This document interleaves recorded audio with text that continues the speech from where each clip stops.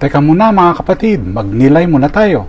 Alam mo ba na ang Melanophila o tinatawag na fire beetle ay hindi umiiwas sa apoy?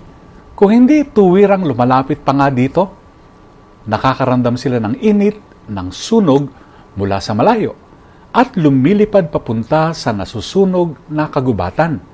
Hindi upang tumakas, kung hindi upang doon magsimula ang buhay. Doon nila inilalagay ang kanilang mga itlog sa gitna ng abo at init. Pambihira ano?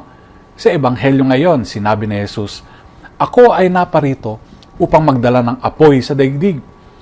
Hindi ito apoy ng aliw, kundi apoy ng katotohanan, pagbabalik loob at paninindigan.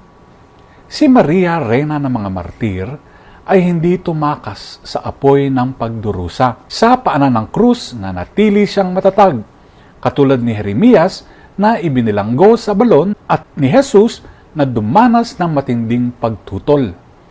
Tanungin natin ang ating sarili, tumatakbo ba ako palayo sa apoy o hinahayaan kong dalisayan ako ng Diyos sa gitna nito?